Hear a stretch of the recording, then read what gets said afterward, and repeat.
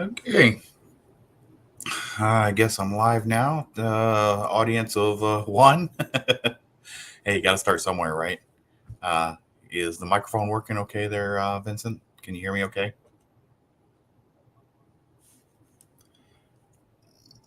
Sorry about that. I had to mute the other screen.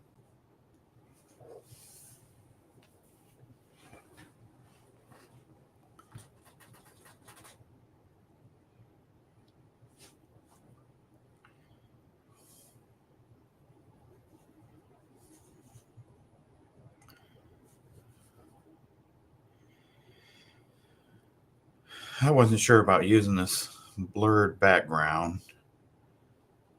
It doesn't keep. I use acceleration, which helped a little bit, so it's not too bad there with the acceleration.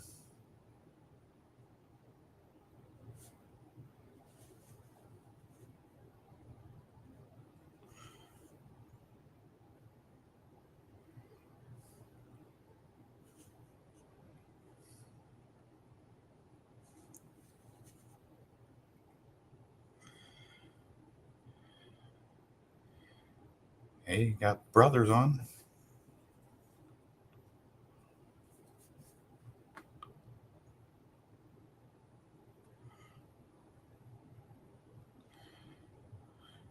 You guys are just wild, aren't you?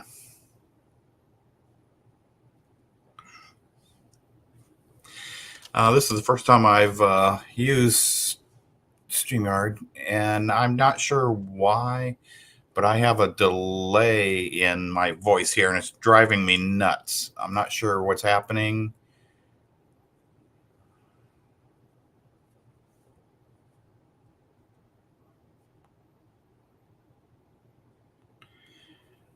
Let me see if I can't.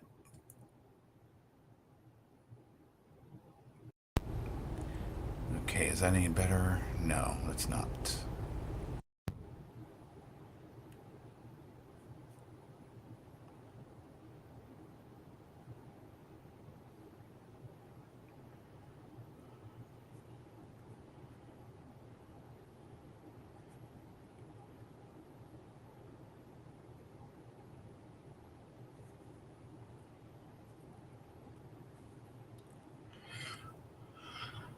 My glasses need to be clean. That's why I'm blurry. Life's a blur.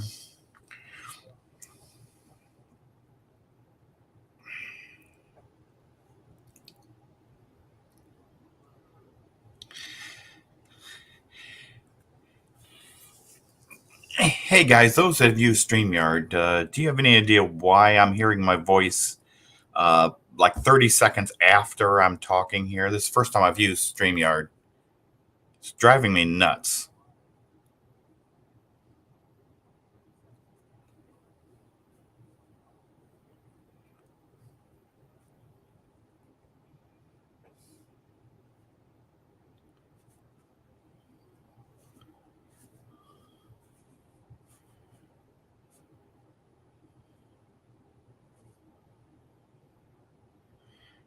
Don't see a setting for it.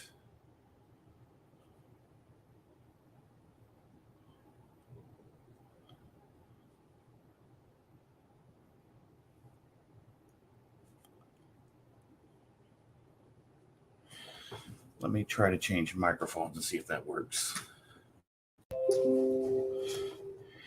Okay, is that any better?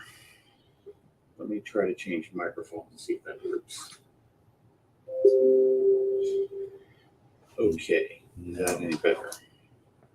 Let me try to change microphones and see if that works.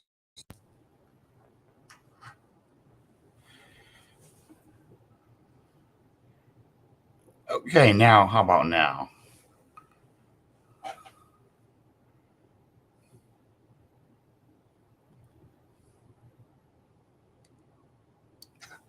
No, this is going to drive me freaking crazy tonight. I don't know why I have a 30-second delay in what I'm hearing here.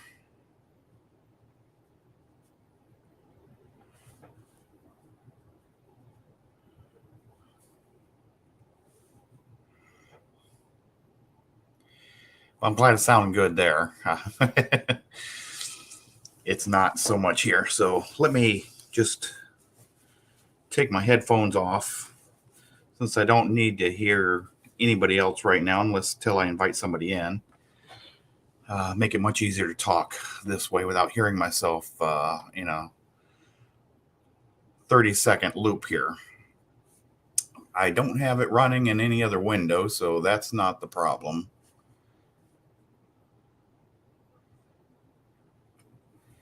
Edit.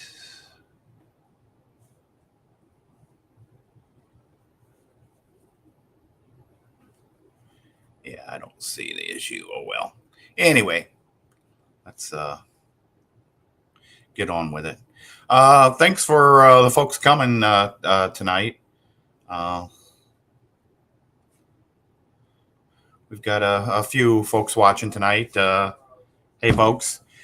Is the background a distraction? Again, this is my first time using StreamYard, and I just tried to blur the background.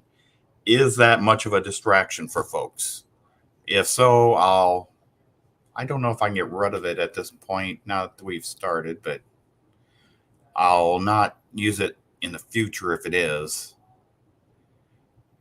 Hey, Hunter. It is a distraction. Okay. Yeah, I don't believe I can change it at this point now that we've kicked off the event. Let me take a quick look. I apologize for that.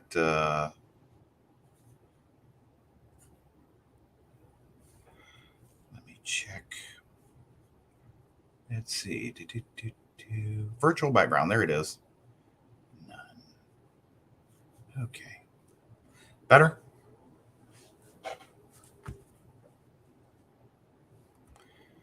Okay. The Canadian beekeeper. Hey, Ann, how you doing? I real quick wanted to go over summary this year, highs and lows of this year. If it's looks like I'm looking down, my camera is mounted to the top of my monitor, so I'm trying to read my monitor. I'm trying to run everything. Unlike some of the shows, I'm running everything here. I'm trying to read comments, look at the microphone, and run the show here. Again, first time using StreamYard. It's a new experience for me. It's only a second live, so bear with me, please. I don't plan on being here long unless I invite somebody in and we chat for a little bit. Again, I had a lot of highs and lows this year, and that's what I wanted to cover real quick. Lessons for me, maybe some lessons for folks out there as well. Things to do, maybe things not to do. Coming out of winter last year. Well, let's put this. Let me first off.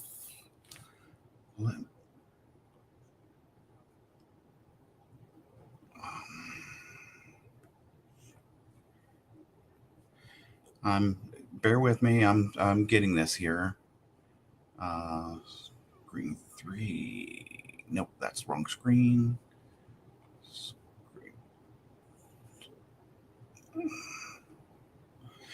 Okay, last winter. This is February, so let's start in February here. I monitor. I had 4 hives last winter. I had these little sensors in each of my hives. Now 2 and 4 you can discount here. 2 was a dead out, hence the low temperatures. Number 4, the sensor had fallen near the bottom of the hive, so that didn't help much. But I really love having the temperature and humidity sensors in my hives. I learned a lot last winter. And if anyone has a chance to use, they make them for beehives. These are Govee sensors made for humidors. They work just fine. They may not be as precise, but for my purposes, they were just fine. What they told me is various things. Like, for example, I tested some of the pitch roofs. Some of the you see some of the pitch roofs versus the regular flat roofs. And what I found out was that the pitch roofs let a lot more heat. The heat variation and the humidity variation was massive on those hives. It fluctuated a lot, and after about a month and a half into winter, I switched those out to all flat roofs. The metal, there was a standard roof on the hives, and all the temperatures and humidity became regular in those hives. Yes, there's going to be some variation, but nothing near what I seen with the gabled roofs. So I will not be using those gabled roofs in the future.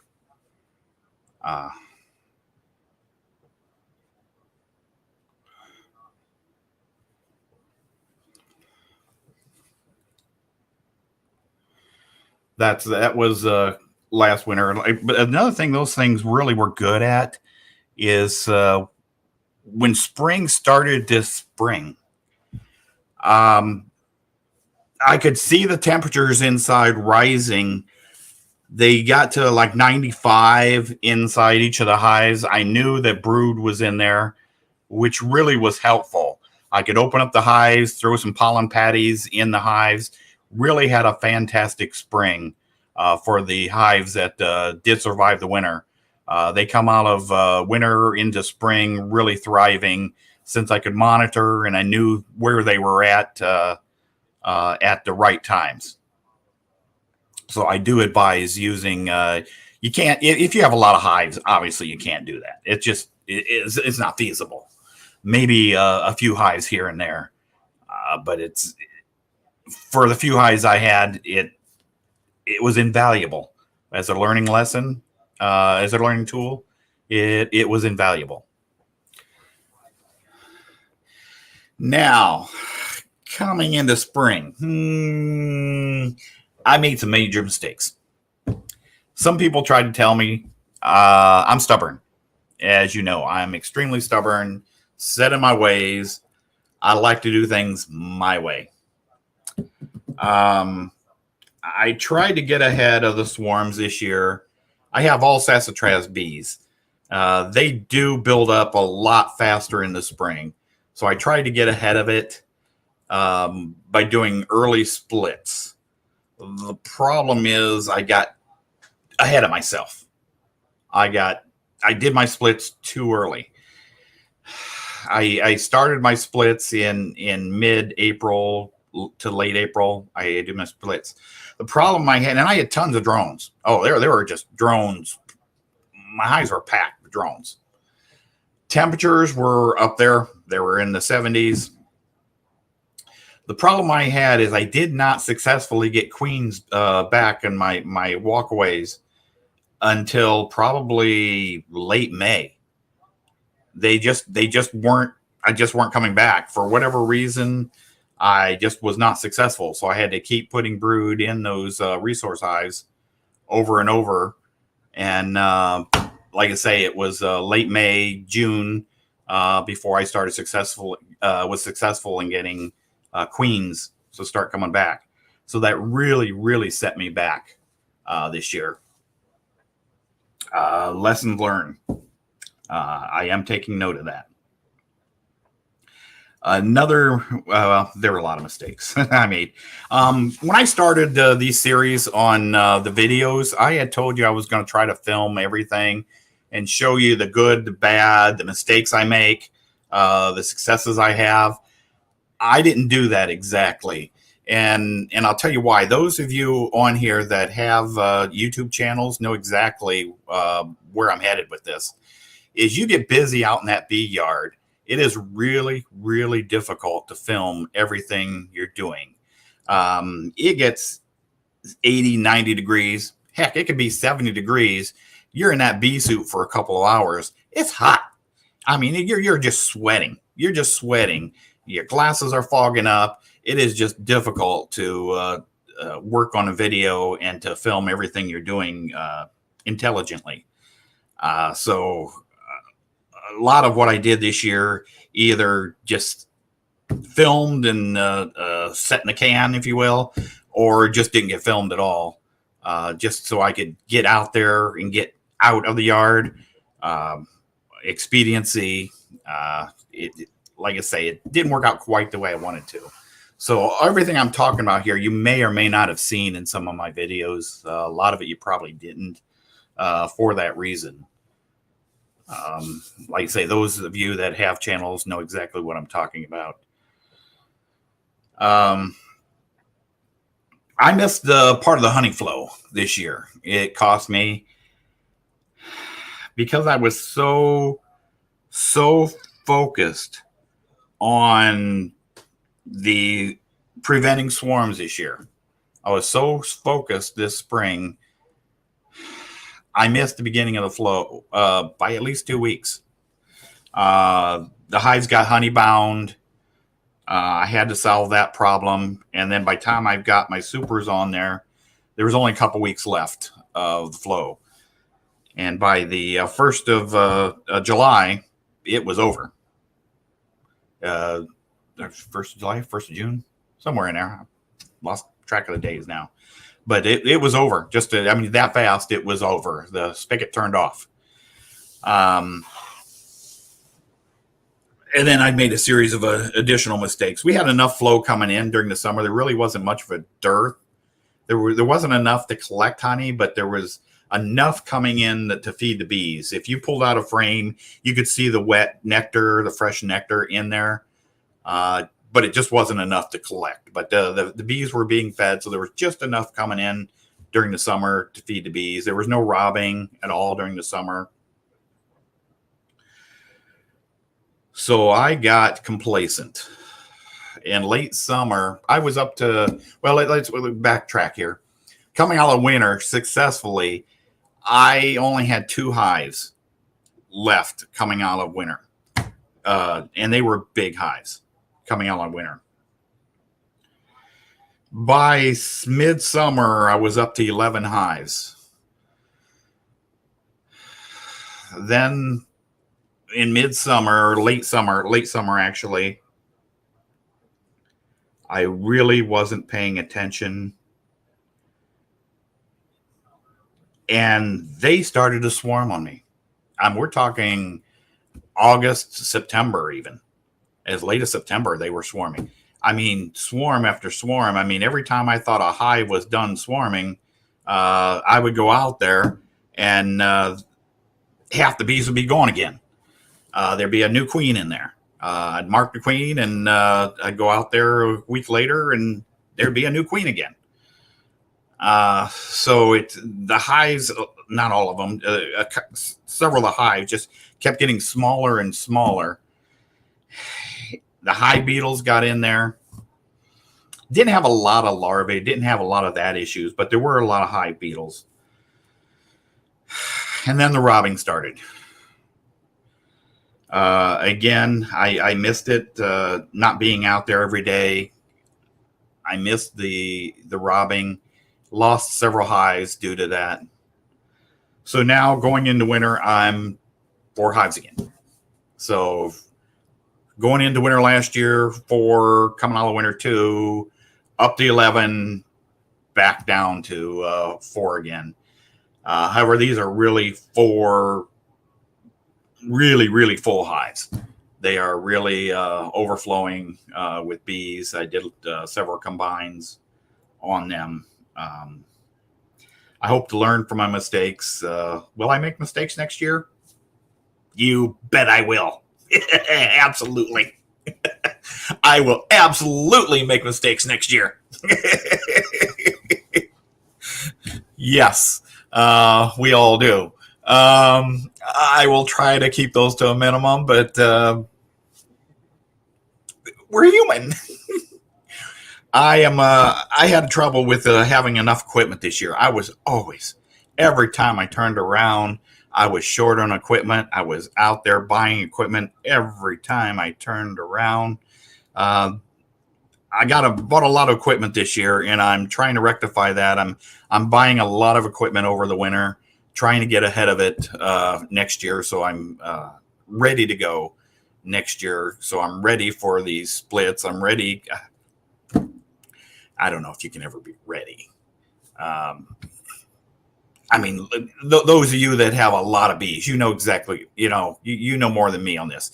I don't know that you can ever be ready for everything. That just isn't possible. But anyway, that's the long and short of the uh,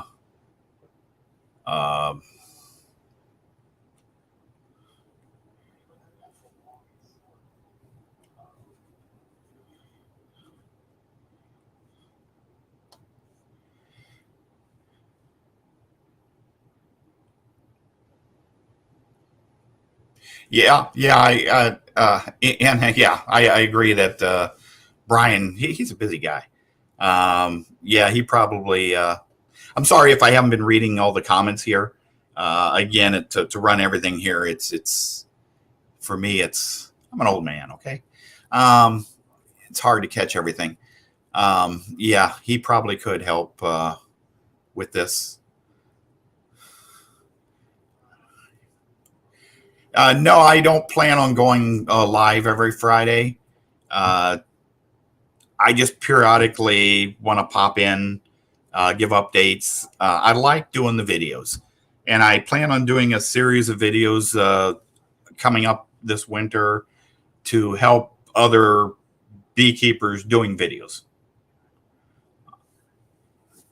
Uh, Obviously, we can't be in the hive, so that's what I plan on working that series a little later this winter, maybe next month or January. Probably next month, probably in December. I'll probably start that series. Will I do lives? Um, I actually talked to is a big YouTuber that we've talked about starting a show, a little different than all the shows that are out there right now, a different type of format. And he liked the idea, but he's a busy fella. I'm not sure if it's gonna come to fruition or not. We'll see. I'm not a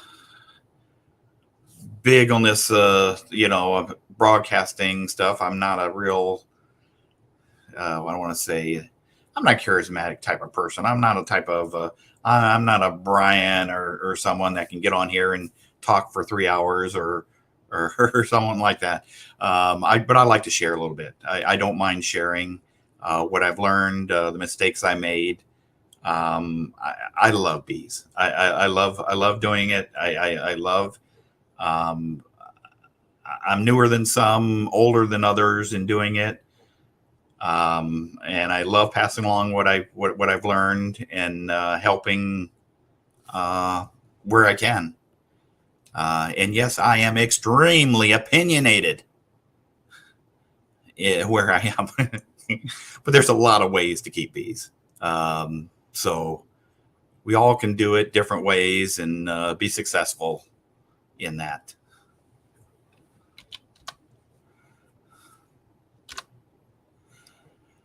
I dropped a link there if anyone wants to join in for a few minutes. I don't want to have a long show tonight.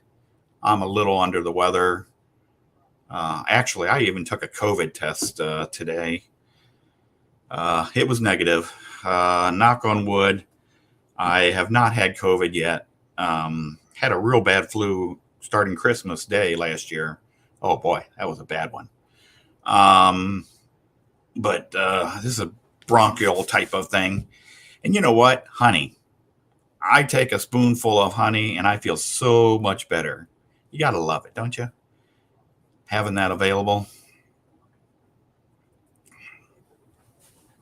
But if you want to join me here for a few minutes and chat back and forth, come on in.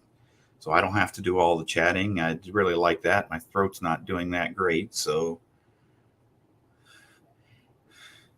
Randy, right now I'm down to 4 from 11 earlier this year down to 4. I compacted a lot of the hives, lost several hives, robbing, and like I say, the swarms. I don't know. Is it just me, or did everyone else have a lot of late season swarms this year? I expect them in the springtime. That's fairly normal. But August and even into September, hives that I split to keep them from swarming, swarmed anyhow, one after another after another. I had a package that I split probably in July, and I know they swarmed at least 3 times since then. I don't know what it is this year. Maybe they're too healthy. Maybe I'm overfeeding them using the rocket fuel.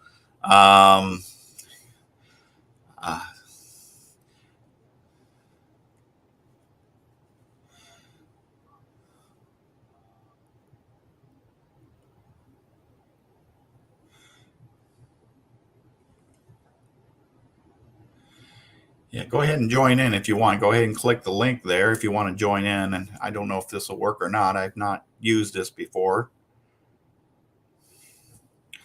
Excuse me. I do appreciate you folks coming in and listening to me jabber and listening to my updates and my highs, my lows, my mistakes. While we're doing that, let me share a couple of other things here.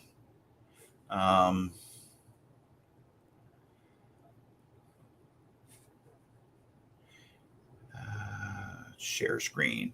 And again, excuse me for being a little slow. This is not technology I'm used to playing with here.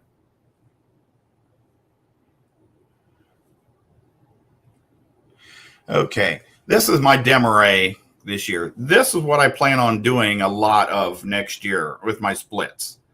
I plan on trying this more this next year and see how well it works. I did a couple of them. I like the concept. This particular one right here, I really messed up. I really messed up this and killed a fantastic queen in the process. Man, she was good. Oh, a really prolific queen too. I screwed up, but learning from that, I plan on doing more of this.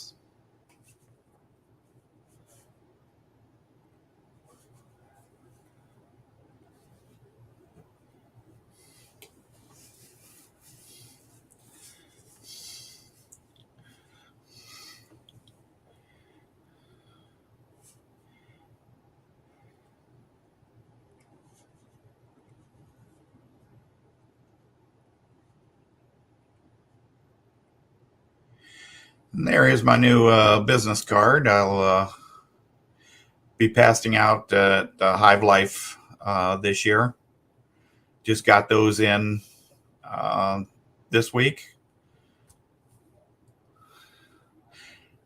I am the distributor for Northeast United States. So if you're in those states, feel free to give me a call and we can do business.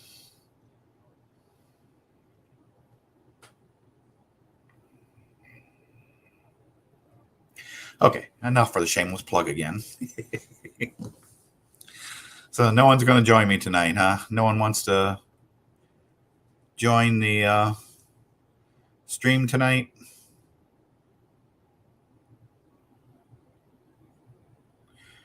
Who's going to be the first to join? Come on. Come on, drum roll. Who's going to be the first? Who's going to be the first? No one wants to be the first.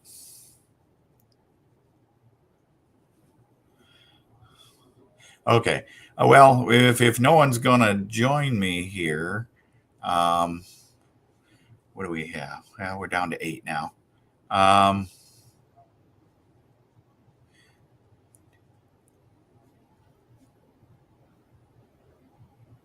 Trying to read comments here.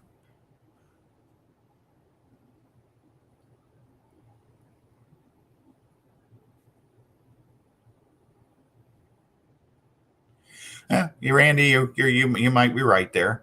It could be. I don't plan on buying any more of those queens next year. Just let the bees I have requeen themselves if possible. If I need queens, I'll just buy probably local queens next year. The mite load was pretty low this year with those. I don't know if it was low enough to make it worth the expense of the sassafras. But they were the mite loads were pretty low this year. I didn't really have much, but I treated just the same. Um, I don't take any chances. I treat in August. I treat in October. I treated this week. Yeah, we had a day in the 40s. It was still nice and warm in the hive, so I treated all the hives this past week. So knockout treatment. There shouldn't be any brood. So if there's any little mites hanging around there, they should have got most of them. And a byproduct of that is nice. You may want to think about this when you're doing your OAV. You put that in there, and you see the vapor escaping the hive. Well, one thing I used that for is I could see any crack between boxes or so forth where it was escaping. And so now I can go out there with my Gorilla tape and I can tape up any place that I seen that the vapor was escaping, places that they have not sealed well enough. So they're good for winter. I don't do a lot for winter. I really insulate the upper boxes or the upper box, the feeder shim. I insulate that really, really well, and I tape up the seams. I'll use a flare camera here probably the next couple of weeks to check, see how for leaks and so forth again, see how well they're doing. But that's all I do. I don't use upper ventilation. I know it's controversial, and I don't think upper ventilation is bad. I'm not saying that either. People have been doing it for 100 years very successfully. And if that's what you're used to doing, great. For me though, I don't do upper venting. I just insulate the heck out of the top of the hive.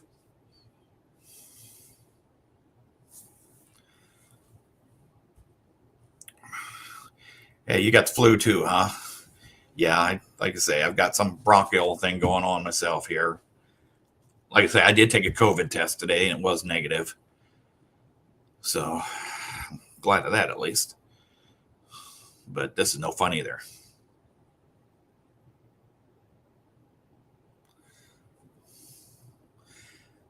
So no one wants to join in here, huh? Do I need to?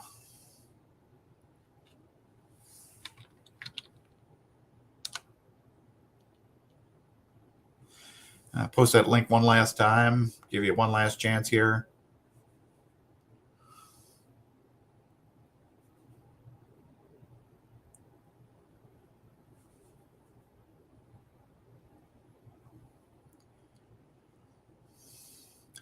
That's a pretty good R value there, Randy. Do you use the pink insulation or what? Or do you use that those fancy insulated tops on yours? Why don't you join in here? Click the link and we can talk about it.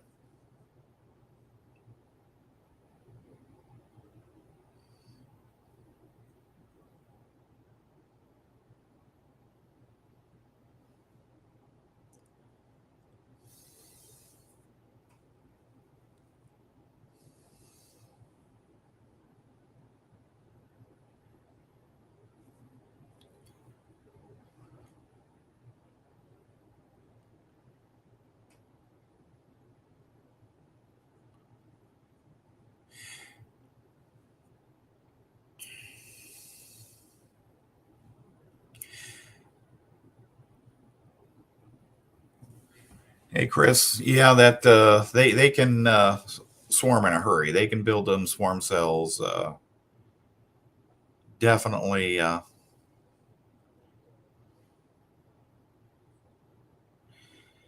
What am I feeding?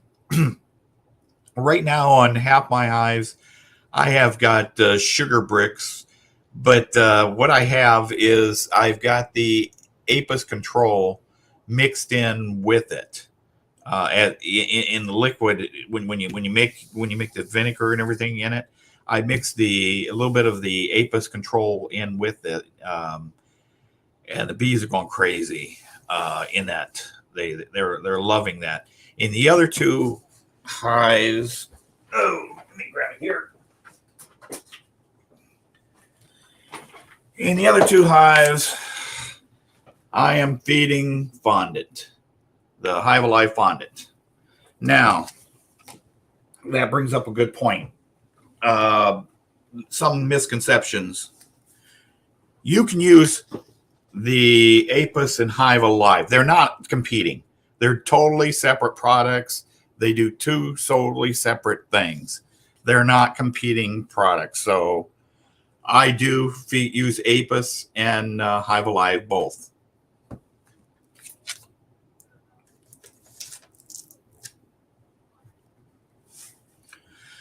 I used the patties last year. Actually, last year I used the sugar until January. Then I switched to the sugar, or I'm sorry, to the fondant. And the bees love this Hive Alive fondant. They went crazy for it. And I like I said, I think they came out of spring. Like I said, I had mentioned before, I put the pollen patties on them early spring when I knew they were already brooding. So that helped a lot too.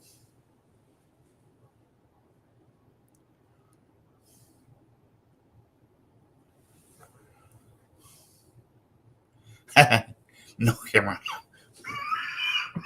I'm sorry. I apologize. No camera, huh?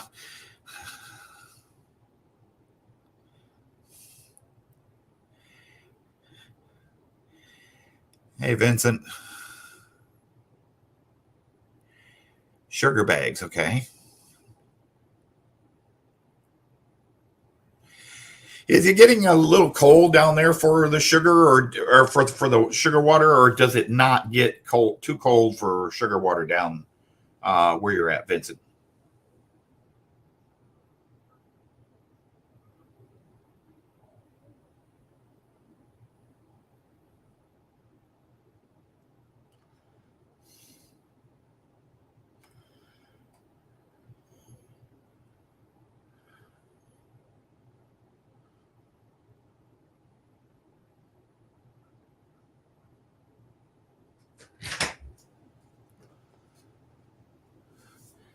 Oh my God, send. Thank you. Thank you. Ouch, ouch, ouch, fresh tea, hot tea.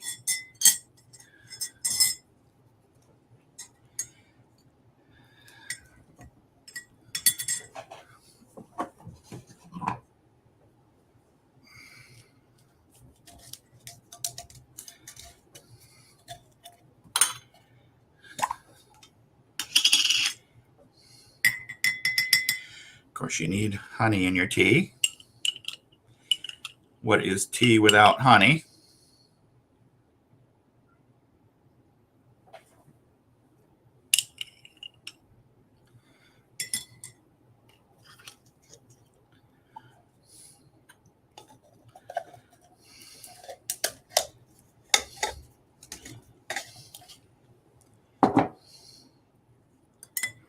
Okay, sorry, where were we?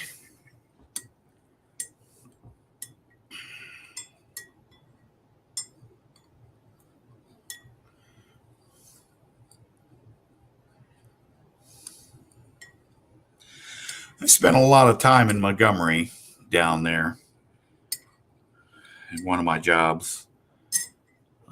Spent about a year and a half working down there at was it Gunner Air Force Base down there.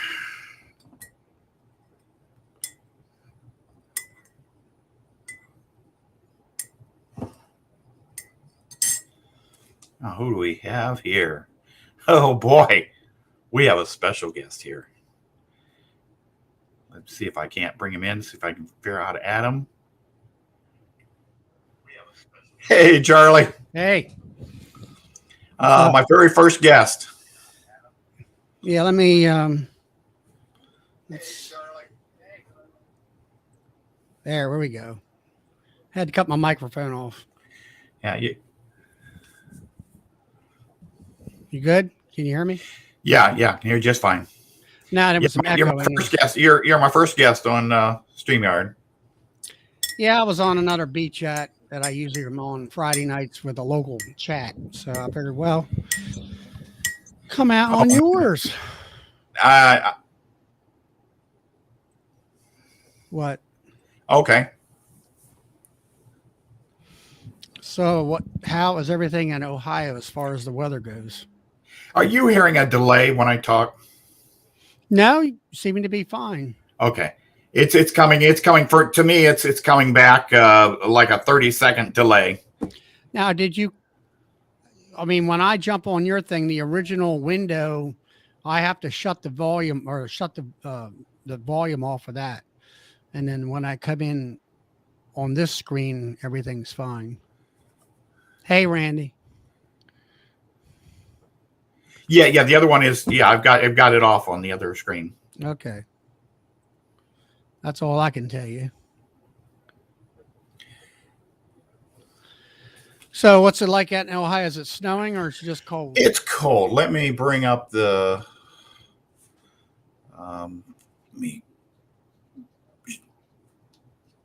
Hey, Lamar Farms. Hey, Grace. So I can find my right Vincent? screen here. Oops. Okay, there's what we have currently. Yeah, right now. This is my weather station out in the apiary.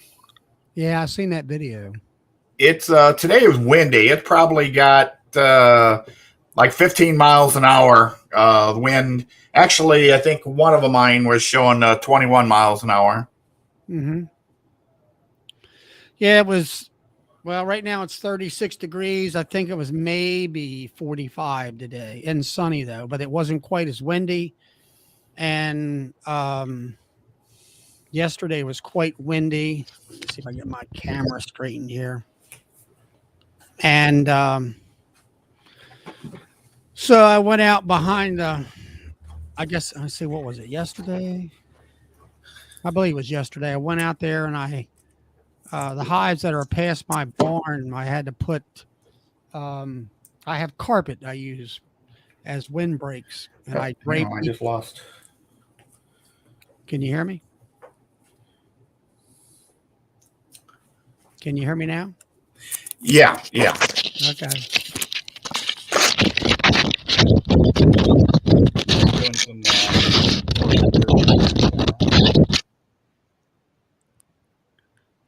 Okay. You back? Yeah, bring your microphone closer. Is it working? Yeah, it's real low though. Okay. I have a feeling that's what I was thinking. Is it louder now? Yeah, now it's good. Okay.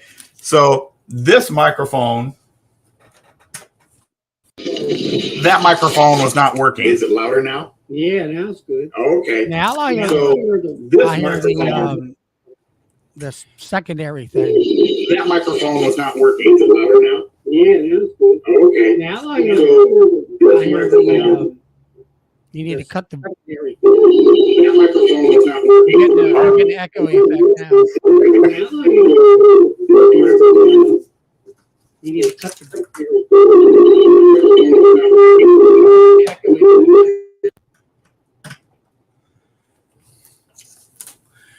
Okay. I guess I got to use these headsets and the other microphone is what I got to do. Now you're down. Better? You're sounding good now. Nope. Hey, Rodney. Use these headsets. Okay. This headset and the other microphone is working better? Yeah, that's working fine now. Okay. I still have the delay here.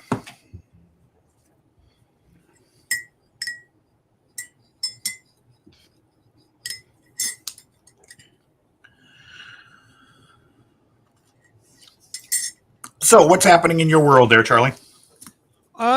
Just kind of this week, it'll be in the 40s during the day, and it was windy the last couple of days. Like I said, I put a carpet around my honey hives that are past my barn. That way it blocks the wind coming from the back of the hive.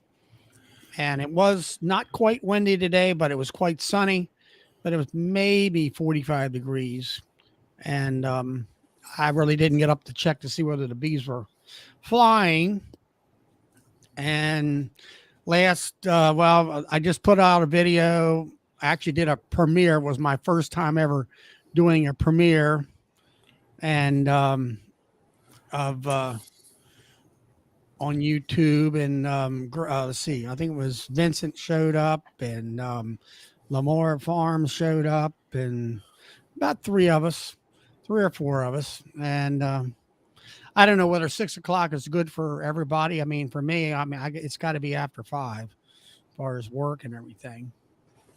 But so anyway, I covered up the hives, give them a wind block, and I vaporized them with oxalic acid, as I've seen in my video. That was last Sunday when it was about 48 degrees with no wind, and a little bit of wind.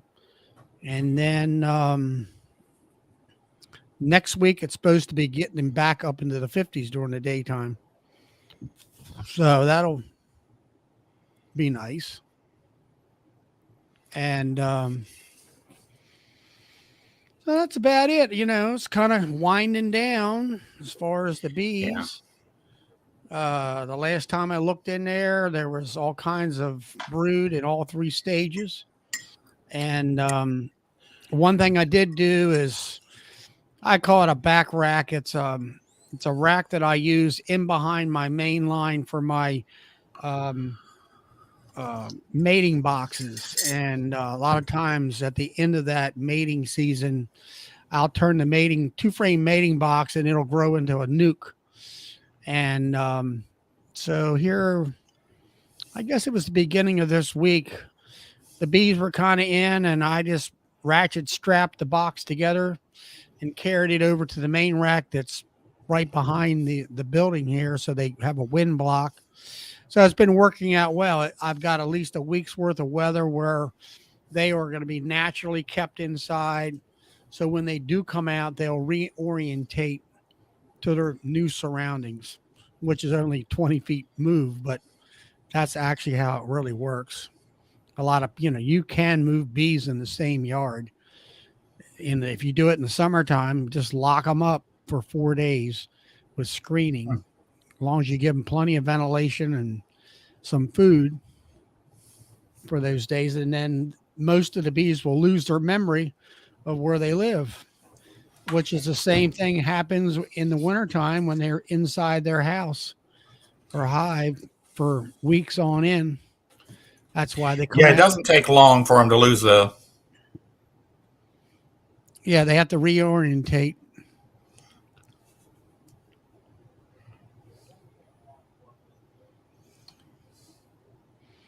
Rodney says it's 50 degrees in upstate South Carolina. I know. Thanks for subbing, Rodney, on my channel. And all. I guess the printing business is busy, Rodney. Or on my channel. I guess the printing business is busy, Rodney. You got our echo again. Okay. Let me...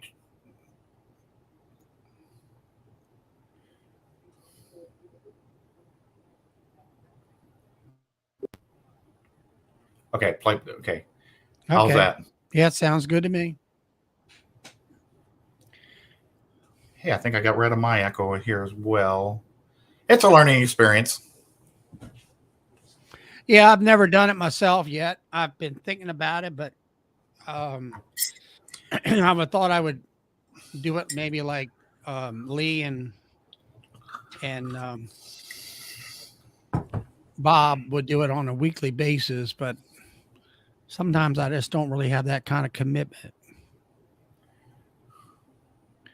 and all.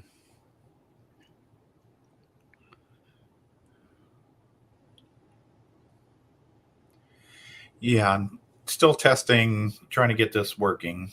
I actually still have an echo on my end. Well, I can't hear it. Okay. Yeah, I can't hear you. You were echoing earlier, so at least now it's just me. Well, I was echoing because the original screen I had to turn the volume off. And now I'm on the main screen. Now, the screen we see here, we got all this black. Is that a different mode on your part where it makes it bigger? You know, something like what I've seen with Lee and him.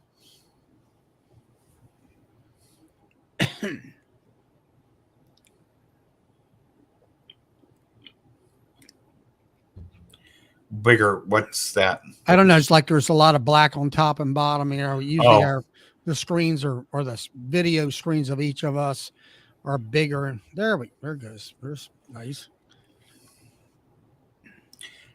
is So that better? yeah, that's fine with me. It's up to it's up to you. What you're not going down a Hive Life? I understand, or are you? Yeah, I'm definitely at Hive Life. Oh, okay. And then I understand.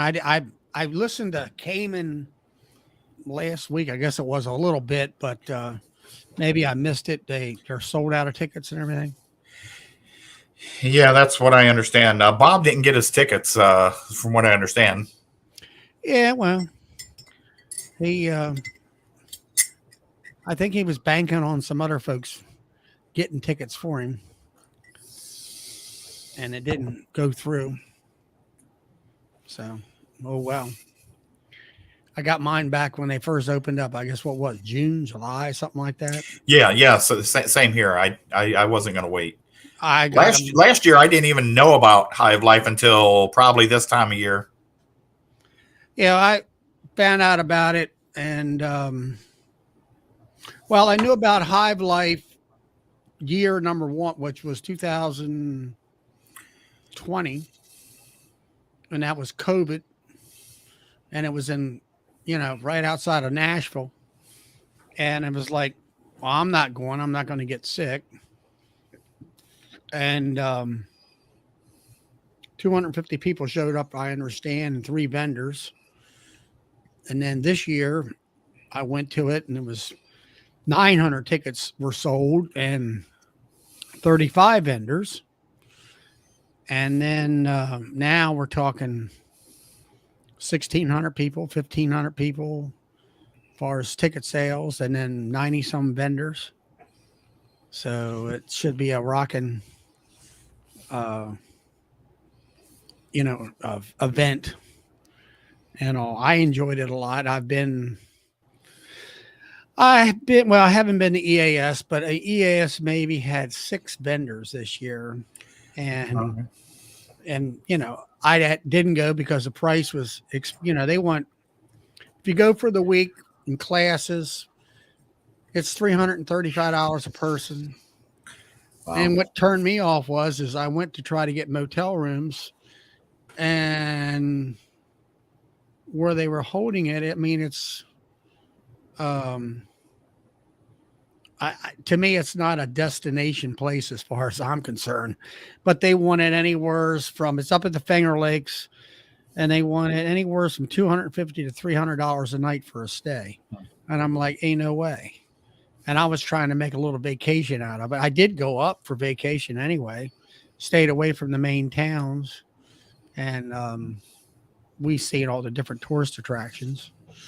And then I found out afterwards through our bee inspector here that if you wanted to go to their, I'll call it a picnic thing over at the bee, over at Chuck Kudik's bee outfit, that was like an extra $75 per person.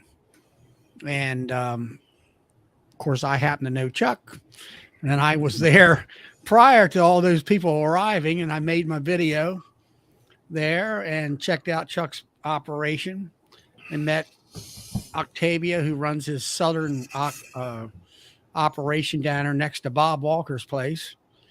And I was actually invited to stay and take pictures and stuff for him. But we had another motel room about 100 miles away, and I wasn't really familiar with the area and the roads, so we opted out of that part of it. And but I don't feel I missed anything. I mean, when it comes to real conventions, I'll have to say Hive Life is probably the biggest and the best. It's going to be big this year compared to last year. It's going to be big this year. It's going to be huge. I've not been to American Beef Federation or Honey Producers Association, which will be next month out in Arizona, but I'm not flying to Arizona. And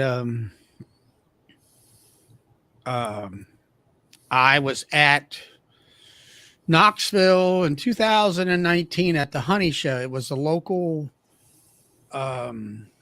state inspector, I believe, put it on, and it was a nice little event. It was a 2-day event, and I learned how to graph there, which was nice. And Kent Williams taught me, along with some other folks.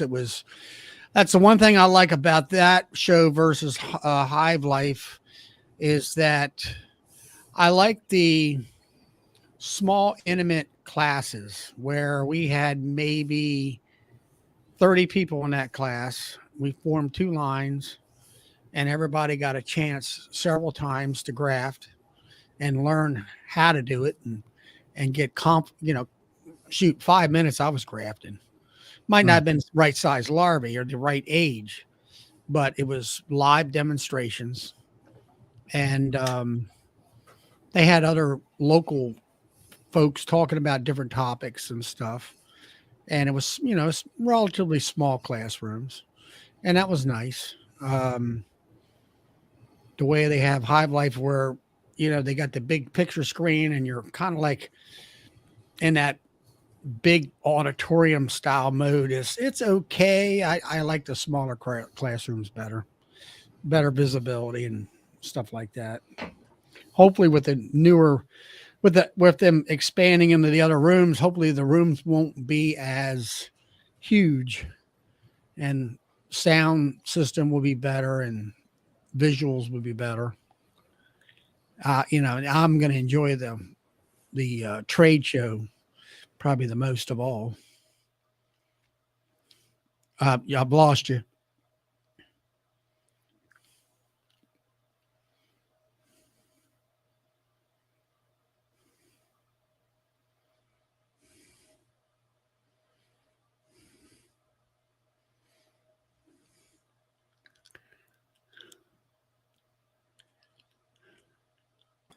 I had to cough. Sorry. Okay.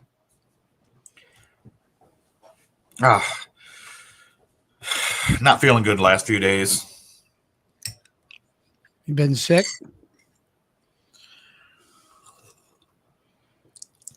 Tea with honey really helps a lot. Well, it's like myself right now. I got a little bit of a hoarse voice. I mean, I got a head cold about a month ago. It's been at least a month, and got over the head cold, got over the sore throat where I lost my voice, and I'm still have like a raspy voice box, I guess, after a while. Yeah, Ian, I agree with you there. That's for sure. We're counting on seeing you this time, Ian. Yeah, it's been 2 years in a row.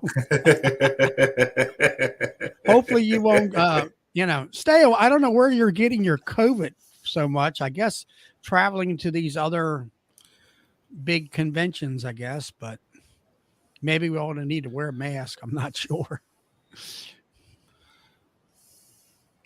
But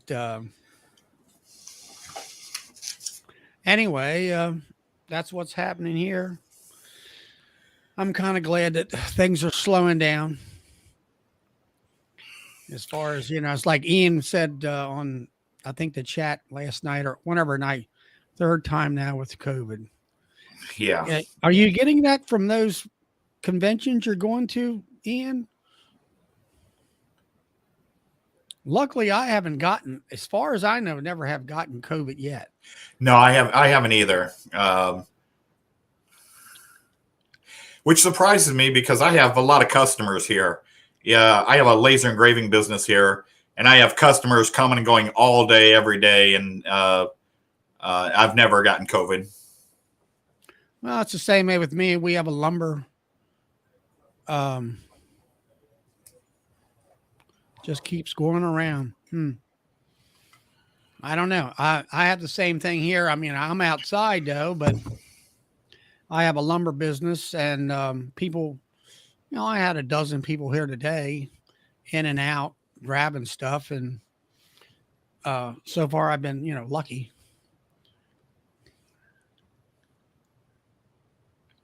And all that. But, like I say, I haven't had any problem. Now, my brother, well, actually, when I went to Hive Life this past January, my brother and one of the helper, they both got sick. They tested negative for COVID, and even the one guy went into the doctors and got the really good test and was tested negative, but it was just a really bad flu or whatever.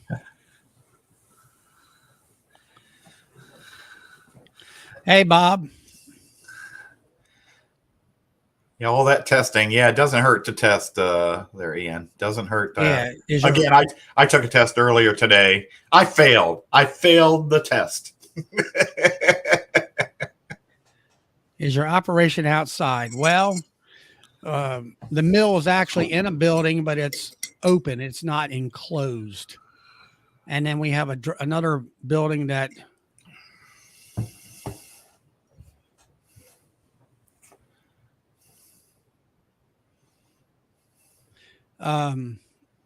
where the lumber's stored, the dry lumber is, and it's open to the air. I mean, it's enclosed, but we have big doors and all. Did you heat your shop? Do I heat my shop? Yeah. Yeah, I got a Jim Dandy drum heater. You stand by. That's it. And Carhartt clothes in layers. But no, there's no heat. I mean, in the office, we actually have electric heat in the office, but the door's left open. So we really don't. If it gets to where it's really bitterly cold continuously each day, then we'll shut those doors up and then turn the heat on to where it's 50 degrees in there. And but that's when you don't want to go outside. So you don't want to tease yourself like that.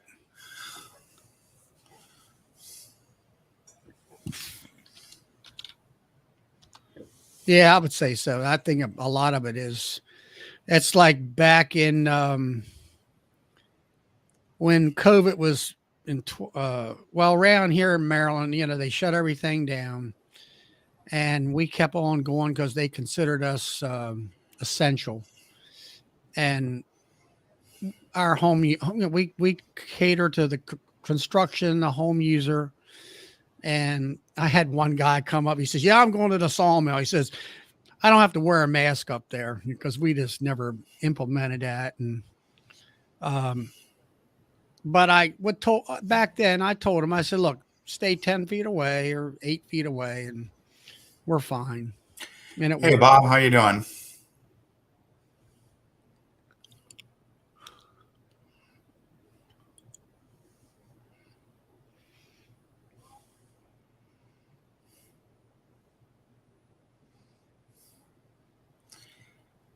So, what do you plan on doing this winter? Do you do anything with your bees? Do you feed them? I mean, do you go out and put additional feed on them, or once you put it on now, you're done for the winter?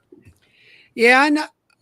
My plans come. Our weather is about the same as yours. You're right at the same longitude line or whatever you want to call it. Like Brian and all that, and Greg, you're all kind of about this. I think the same weather conditions are similar. And about the second week after Labor Day, that's when I start feeding sugar water, 2 to 1, and I feed them till they quit eating. And that's this year, by the right before the 15th of October, I was a little late this year. Um, I was done. And the 15th, I pulled my April bar strips out and I broke them hives down to pull them strips out. And while I was in there, I had multiple, all 3 stages of brood. They had, the nest was like almost shut down with, nectar in there. I said, okay, they've got plenty of food. So that was the end of me feeding. And that's it. I should be able to go through March, in the late March, by that time things are coming into hive. And when do you crack them open for the first time? I'd say late March. Yeah, that's about the same here. About the same, about late March. As soon as the maples start to bloom or they start to bloom a little bit, they'll get the pollen coming in. Mid to late March is pollen coming in, and it's warming up where they're flying and everything. And that's when I'll open them up, and that's when I switch them back to single brood chamber management. I'm going to switch my background here. No, I guess I don't have any. Now, are you using the fondant on any of your hives, or are all yours just sugar patties? Sugar. Okay. I use sugar water. I put top hive feeders on. I put in 200 gallons of sugar water into them this year. And I bought wind and cold up there. I don't see how Ian stands it. I got on my videos, I got that mixing machine, which is a 55-gallon drum. I seen that. That's cool. I had that made, I don't know, 5-6 years ago. And I mix a 40-gallon batch. And then I put it in my tank. And then I just go out there and drive alongside the hives and just pump right along, right down the road, it saves your back. And I tried what's it called? The Pro Suite. That stuff's so thick, especially when it's not warm. Yeah. It's like honey. And I just could not lift. I went back from a tank to the 5-gallon bucket and I'm like, no way. I got to have the tank, It's just last year I did experiments with my honey hives where I cooked sugar to a boiling liquid and poured it into a form and made sugar candy boards that were 3 inches deep. And then I put them on around Christmas time for emergency feed. And it worked. But what happened was that the liquid sugar water that I gave them through the hot hive heaters, they didn't utilize that hardly at all. They ate all that candy. And there's some different thoughts here around where I'm at. Some guys are all about single brood chamber, run it through the winter, and then they put the candy board on top. Well, you got to have the candy board on top because you don't have any storage space here for sugar water honey for the bees to access, the volume. And the way I see it. And I found that it was more work to cook that stuff. It's got to be, it's very touchy on the heat and it'll start, setting up on you and all that kind of stuff. So I find, cooking, everybody talks about, a time with sugar water. Well, if you got a setup like mine where you can mix a batch up in an hour or two, let it cool down to the next day, put it in a tank and then deliver it. It's not that much work to it. I found it kind of, I don't know, kind of nice, relaxing. that kind of a thing. The Yeah, I biggest don't thing have about, the number of bees you have. I don't have that those issues yet. yeah, I had 32 and I had some queen issues. I'm down to 27 hives this year. I feel like when I go out there, I got a space I took a rack away from my nukes and I wanted to keep, there we go. Hey, dropping I stuff. wanted to, um, I wanted to kind of downsize my nuke a little bit and keep my honey up.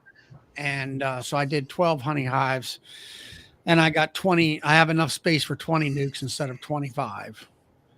And I was going to try to go 30 hives. But when I got up 2 years ago, I went into the winter with 37 hives. And I'm like, man, that's a lot of work. You know, every time I filled 40-gallon sugar water tank, I had to limit how much I had to give everybody. And that way 40 gallons took just enough to fill 37 hives, So That's a lot of sugar. Yeah, well, I mean, it's like people say, well, I go to Walmart and all of this, and I'm like, I'm getting the 4.5 pound bags. I'm like, are you crazy? They're feeding TV. I says, I can't even find enough 25 pound bags to satisfy my thing. So our club, we had what would you call it? A free membership for 1 year because we bought some for the club members, sugar, and you can also find it through that same. It's called the restaurant store. It's a wholesaler. You have to have a membership, $50. So the club, I think we're going to have to buy a membership this coming year. But anyway, I go up there. It's like I want 1,500 pounds of sugar. Hey, Bob. Hey, you guys doing all right? Yeah. Y'all, one of you got the Rona, Tim? No, just I think like a chest cold or something like that going on. I had that too. You feeling better, Bob? Yeah, a little bit. I had a major setback, so it broke my heart. It turns out I have to rebrand my lure because. What's going on? So one of our very notable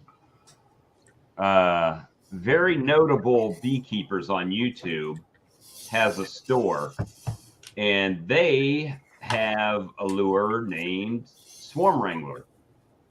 And the difference is they put in trademark paperwork a year ago. And they sell one size, one bottle. It's not very appealing to the eye, but they filed the trademark, so I have to change the name of mine. So now the problem is all these labels and the shipping boxes and all that I've already ordered. Ouch.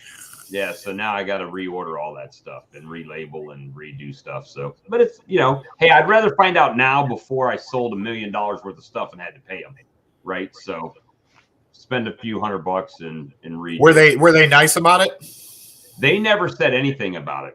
Actually, one of my customers that ordered, so just to give you all an example, the swarm interceptor traps, the gray plastic traps that hang, you know what I'm talking about? Swarm interceptor.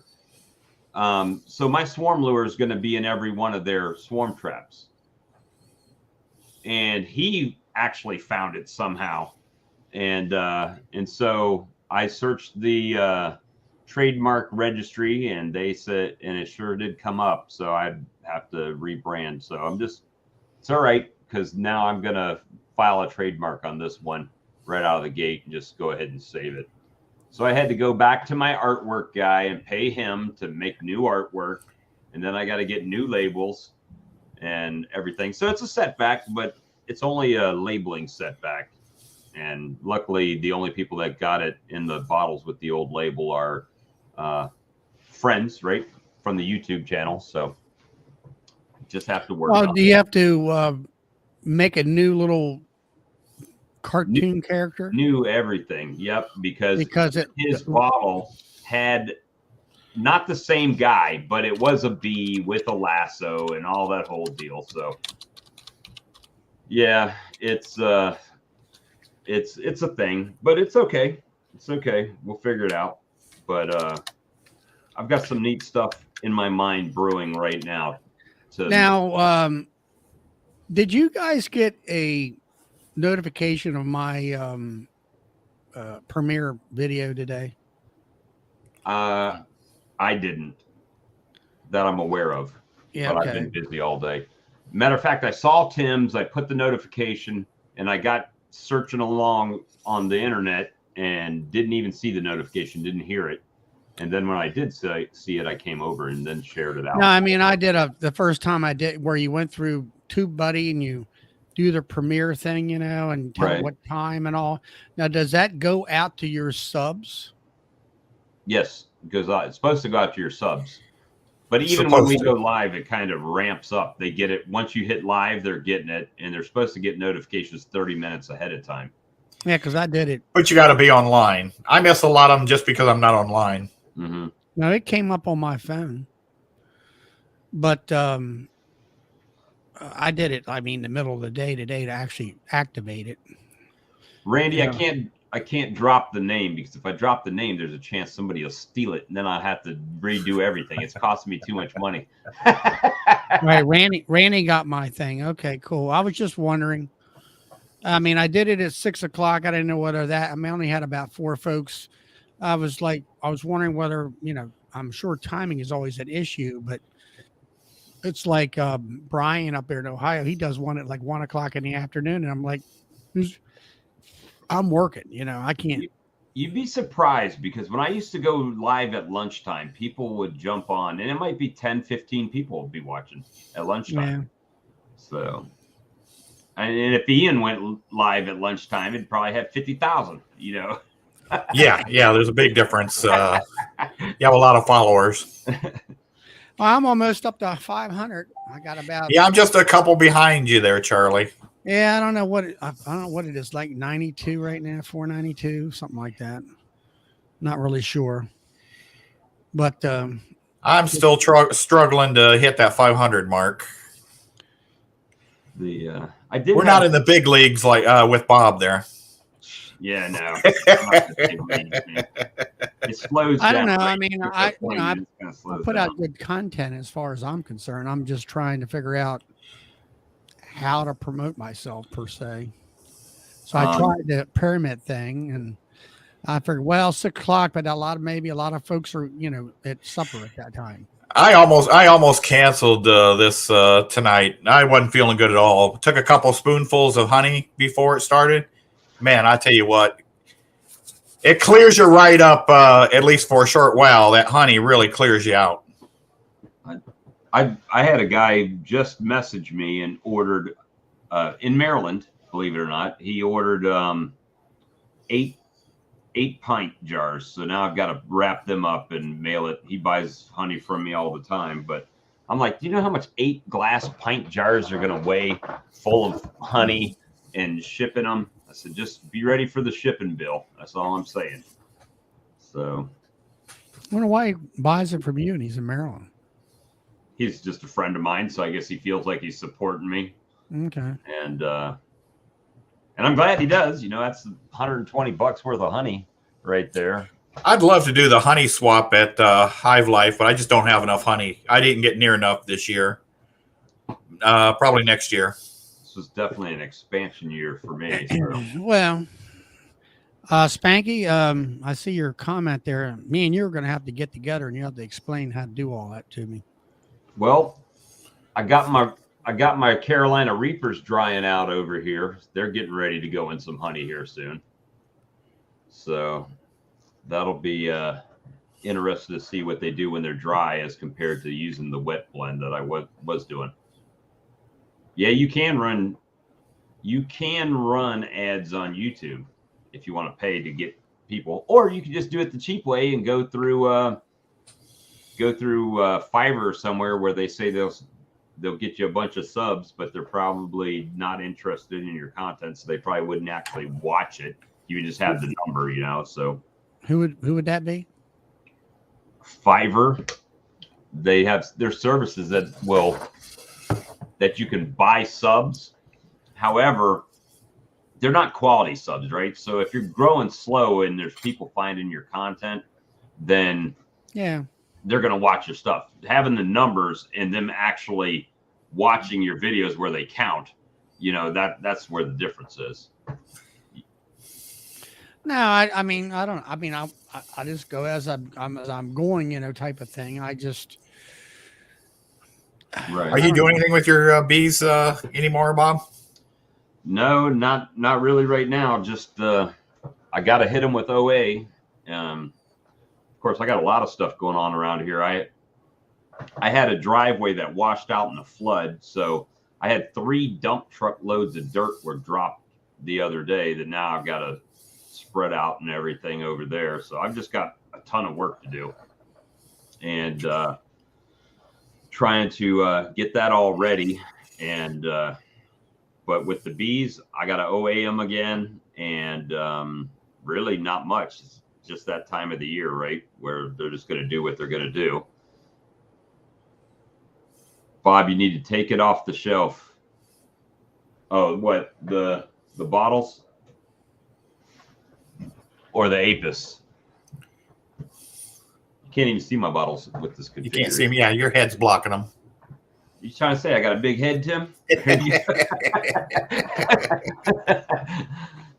That's the truth. That's a true story. So now I've got to. I've just been working more on the product side of things right now, trying to get that figured out. And I'm still getting an echo. Everything anyone says, myself or either of you, I get an echo about 30 seconds later. It's driving me nuts. I'm gonna have to get this figured out before I use. Do you have YouTube up on one of your process tabs? again? Do you have YouTube up on one of your tabs, Tim? No, I don't have any other sessions running. I don't know why it would be echoing. I'm also, I sold yesterday 550 of those. You know how Man Lake has the envelopes with the swarm lure in them? Yeah. 550 of those pre-ordered. Yeah, I bought some of that from. So they were. I used it for swarm temp. You cut them up little bits and pieces. You can put them in your nukes. If you don't have a queen right away, right, throw that in there, and they'll think they have a queen for a while. And then you can get yourself, if you got to wait a while, to get a queen going. So it's just busy. And then this hit me. Like, matter of fact, I already had done a trial label to go on those packs. This is just on paper, but just a design, right? And now I have to redo all this crap. It was a great name and a great logo. Well, it's going to be similar but different. I'll just say that. Similar but different, but it cost me another $100 with the designer. So now I'm waiting on him to get it back to me. So it's supposed to get up close to 50 next week. I'm going to do another OA. Maybe this weekend. I don't know if it gets, but I think it's going to get colder by Sunday. It's 40. What type of gun do you use, Charlie? I got a ProVap 110. I mean, that was the only thing out there when it came out. Same with me. And then the Johnny O vape that came out. And now then Laura B came out, Larabi. And then Rob, he actually lives about a half hour from my house.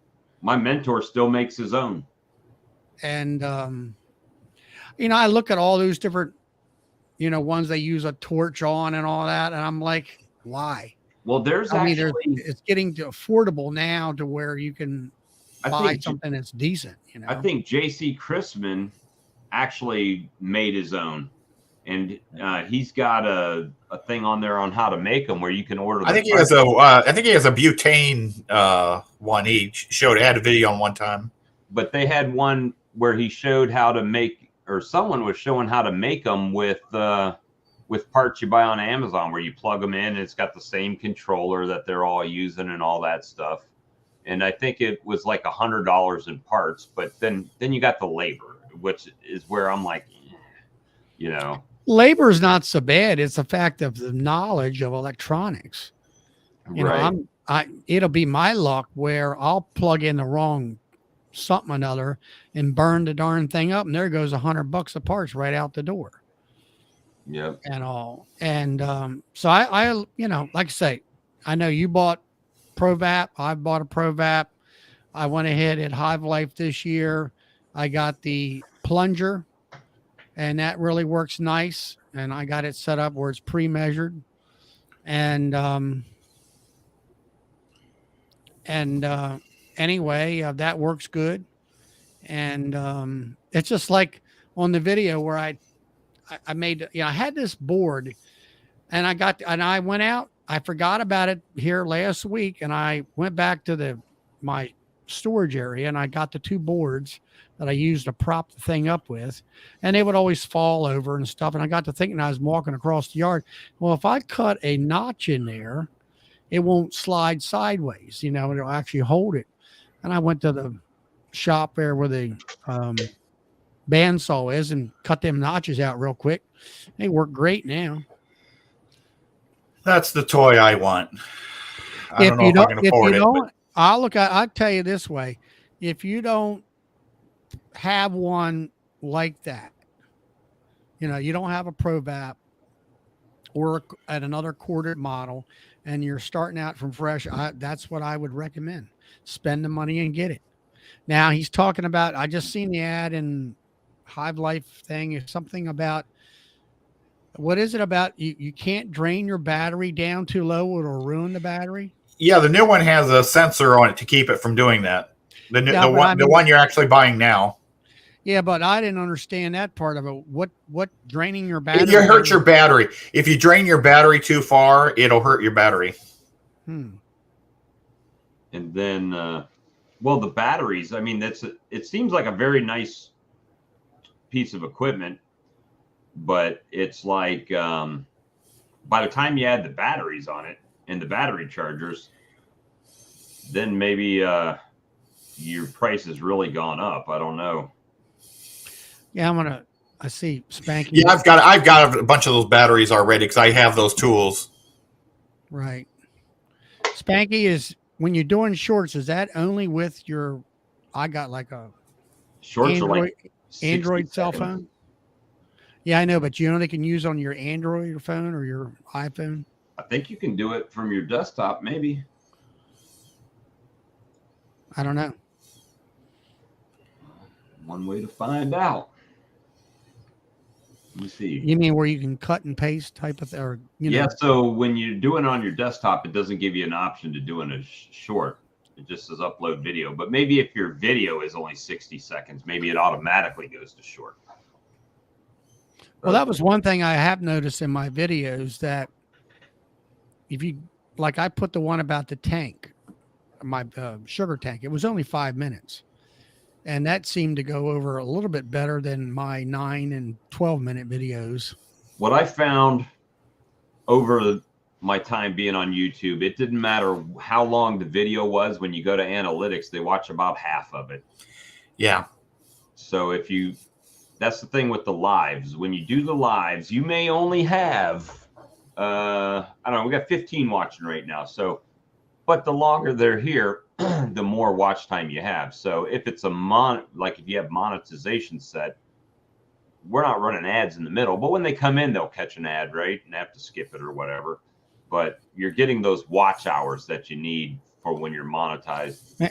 Now, Randy was saying here about 15 volts and no lower than that. So if you have a 6 amp hour battery,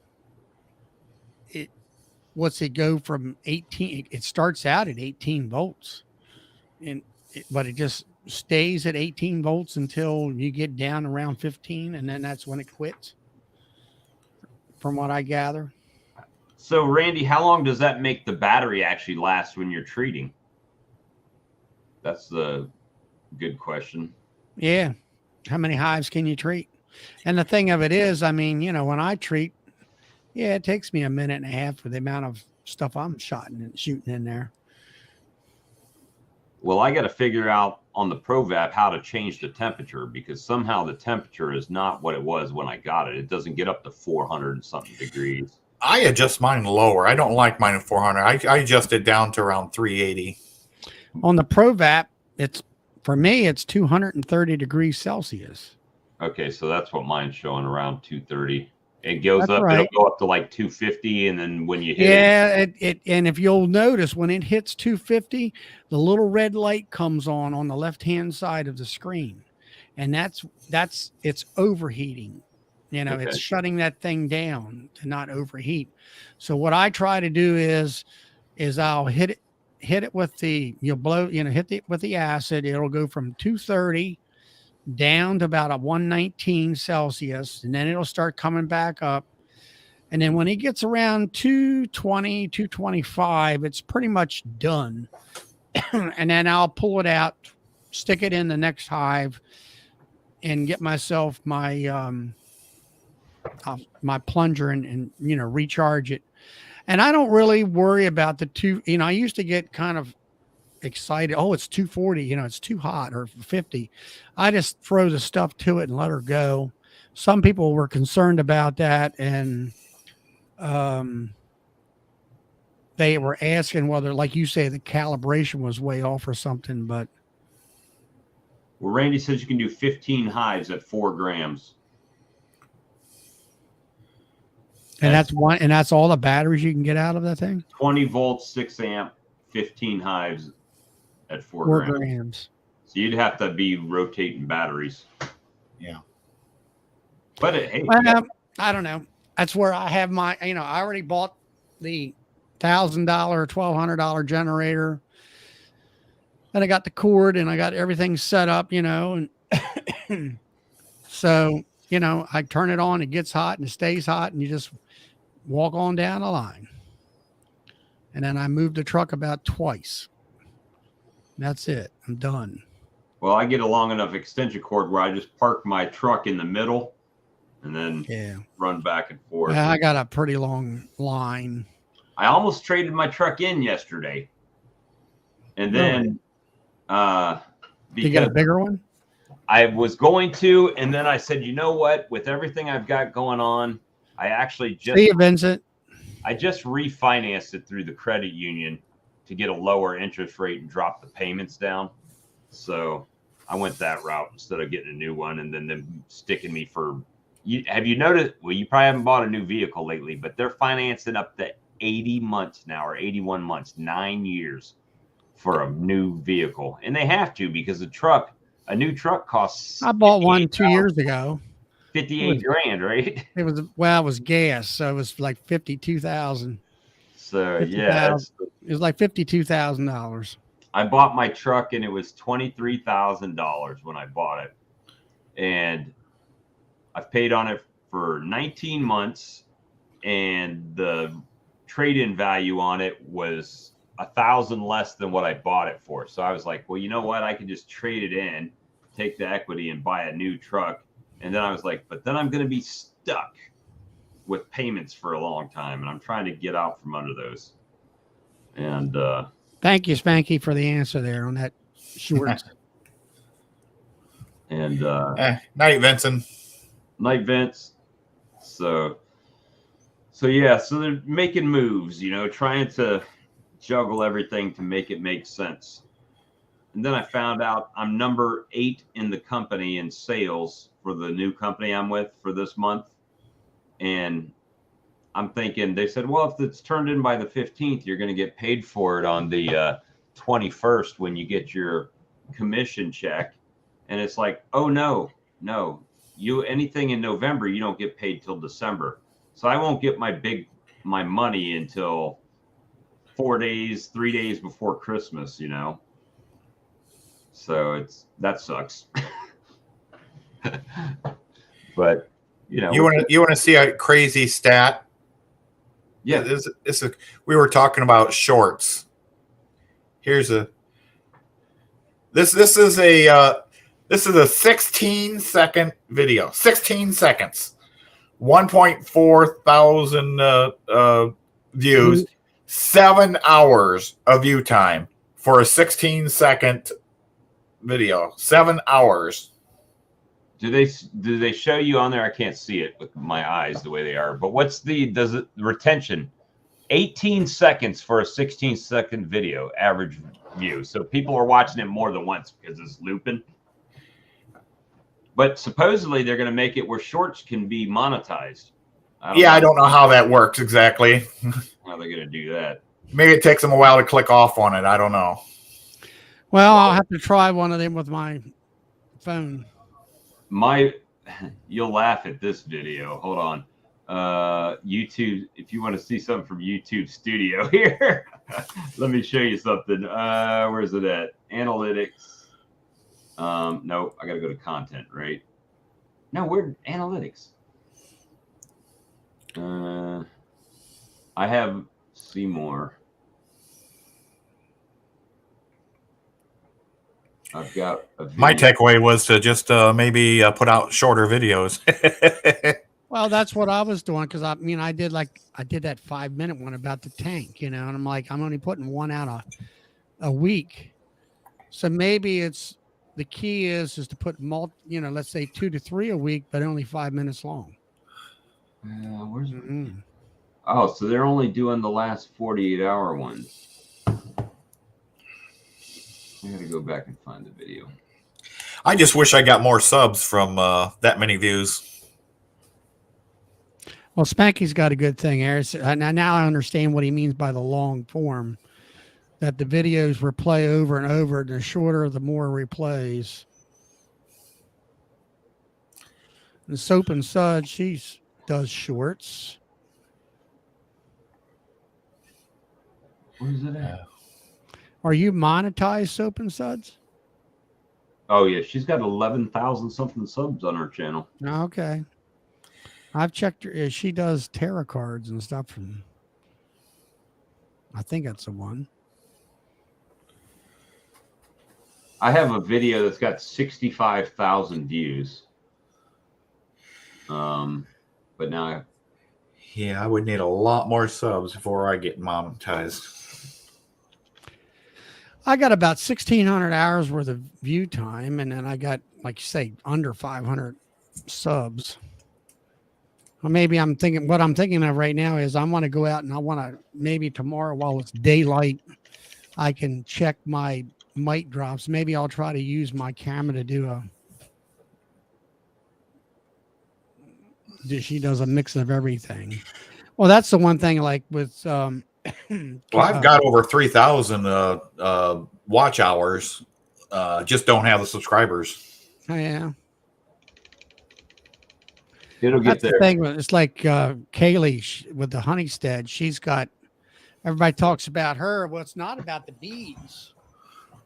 She's got bees. She's got homesteading, which is a big draw. Oh. And then she's got the homeopathic medicine, which is another big draw. She's into everything. She's in 3 different veins, I'll call it. And that's how she's getting 70-some thousand subs, because she's drawing from 3 different avenues. She's diversifying.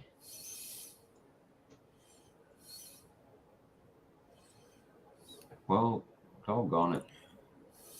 I wanted to show you something, but I can't show it, I guess. Let's see. What's it's reading Spanky stuff here. It says, we're diversifying too. We're supporting Bob's Swarm Lure of the Week. Yeah. Same lure, different bottle, different name on it. Keep them guessing, Bob. Yeah, it's all right, so you're saying to mention he's saying to mention in your short about subbing. I forget that often. You know, when I'm making videos, I quite often forget to mentioning about liking and subbing, especially the shorts. Hey, well, that's what that's my biggest thing is when I'm doing my videos, I do, the big intro and then the body and then the exit tro or whatever they call it. And I forget to do the ending. a lot of times, or I mess up. The outro. My biggest problem is I'll say, instead of like share my videos with your friends, I reverse it. I'll say share my friends with your videos, not to redo the whole stupid thing over again. This video's got 67,000 views and 459,000 impressions, and it was put up in 2017. So Well, what's impressions? What is that? I guess that it's been exposed to people where they can click on it if they want to. Okay. But it was, you see, it's mostly here, but there's people that still watch it, 69% of the people showed up in their suggested videos. So 26 hours of watch time. And this is a 6-minute and 48-second video. But how many people have viewed it? 67,000.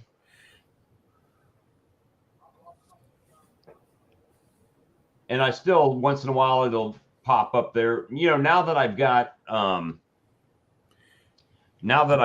the we do the live stream, I don't get a bunch of, sometimes I'll get some videos that pop in now and again, but most of my top viewed videos in the period are just live streams, people watching them after the fact. So,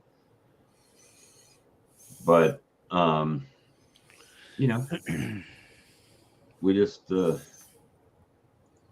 do what we can and try to learn. I mean, what can you do? You can't make people come watch. It's a learning experience. It is. I mean, like, look at Gus Mitchell. I like Gus's content. Yeah.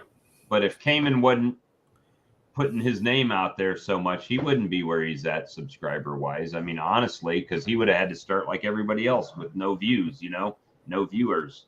And it just, a lot of us have to struggle uphill. No, but Gus is fun to watch because Gus really, I mean, when he talks from authority. Right. Oh, yeah.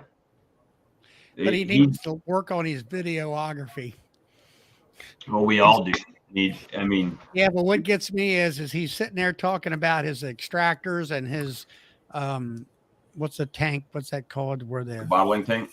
No, it's where it goes through the strainers. The settling tank? Settling tank or whatever it is. It's heated and everything.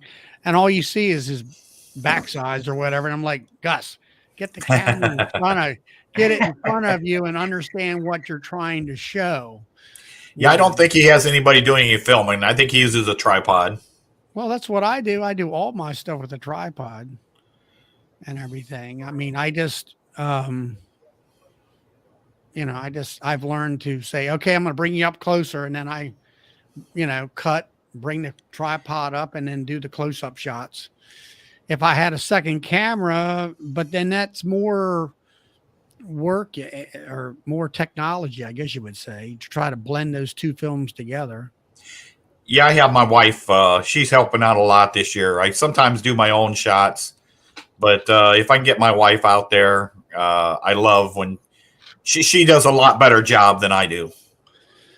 I don't know. She gets stung as much as I do too. Yeah, I don't know. A lot of people talk about, how much time they for editing, but I find it, my last video I just put up, I did a lot of editing on that because I did a lot of long 10-minute shots where I took out a lot of long, where I'm vaporizing each hive, where I cut it and spliced it and cut it and spliced it. Normally, like the video prior to that, I had a beginning, a middle, and an end, and I'm done. 15. A lot of people will also film their video, and then after they film the video, then they go back and do their intro and do their outro. I don't like doing that. I've done that a couple times, only when I've screwed up the microphone's been turned off or something like that. I'm not sure I like doing that. I've seen people do it, and they do a very good job of it. It just, for me, I'm just not comfortable with it just yet. Right. My editing skills, I haven't really put much effort into it, to be honest with you. It's all pretty much one run, and make a clip of an intro, then do the video, then a clip of the outro, and done. I mean, I might cut out sections of it, but I don't really do much more than that when I'm doing it. Yeah, Spanky, thanks for that thing here to check out the audience in the YouTube studio. I'll have to do that. Tells you when your viewers are on. Now, I just do the intro. I always make the intro first, and then I go into the body of the whatever I'm talking about. It might be 3 or 4 clips there, and then I do my outro. What do you call it? Outro. Outro, and a lot of times the last clip, as I get finished up, I just put the outro right in that, and I'm done. Hey, Grammy, you snuck in there. How you doing? Let's see. But yeah, I mean, it's just with the YouTube channel, I used to get hung up on doing a lot of stuff and trying to make it perfect, and then I figured out that I just got to be me. You know, I'm not Cayman. I'm not these guys that do a bunch of editing. You know, I just do me and what I'm showing. And if people like it, great. My wife is my worst critic, which is good. She tells me everything I do wrong, and I learn a lot from her. She watches what I do and tells me I should have done this, I should have done that. Yeah. Graham, Lisa's still cracking pecans. So I definitely noticed my open feeder has slowed down even in the warmer times of the day. There's not as many bees. Oh, Grammy's making cake. Or is it cake? Yeah, she's making cake for everybody here. Let's see. Now you got me looking at shorts to see my views. I got my best short that I can see up on the screen right now. It's got 2,400 views. So not many. Let me see. 2,500. That's about it. The 2,500 is my highest one. But that's, again, that was the first time I went and got feed. So when was that?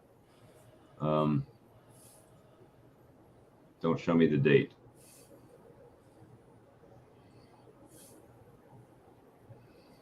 Don't know. Hey, Randy, the Dirt Rooster. Where's he at? Oh, there he is. The Dirt Rooster in the house? He sure is. Hey, Randy, thanks for joining. How long you going tonight, Tim? Not much longer. My largest video, let's see, my views, 9,800 views. 9,800? Is that a short or a long video? Again, I wish there was a few more subs from all those views, but hey, it'll happen in time. I'm not so worried about it. We just need Randy to plug everybody's channel at the beginning of a video. Hey, go check this guy out. Yeah. Randy plug all of us. We'll all be in the thousands by tomorrow. Hey, Randy, I'll send you a nice new $5 bill. You do that. No, you just sent him some of that good old swarm lure. He don't use Randy says I'm out of here.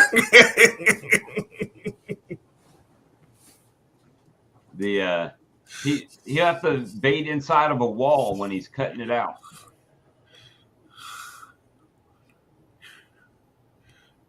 Some of my posts. You got that right, Randy. Or yeah. I don't want to do YouTube. I just watch you guys screw up. That's true. I wish it worked that way, he said.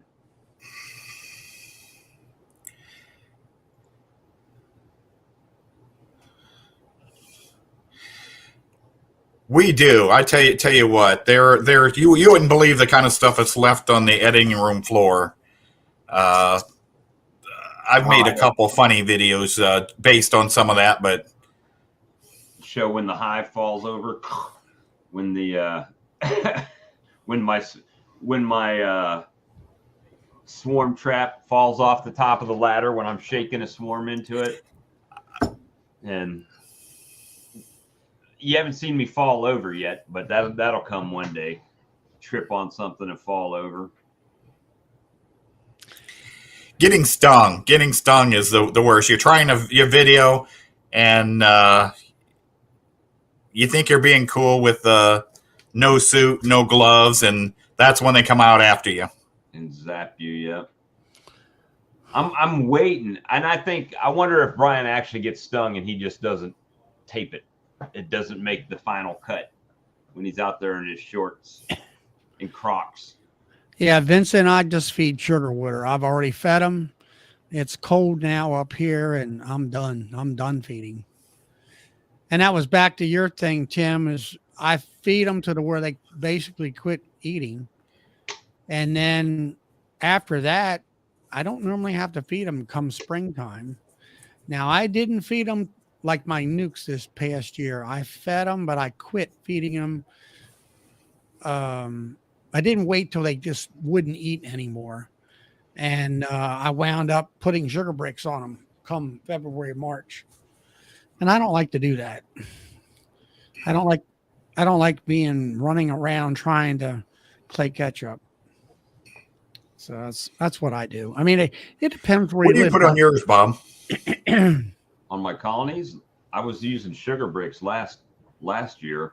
This year, I'm trying to go without doing sugar bricks. I've got some for like my smaller nukes and stuff like that just don't have that much stores.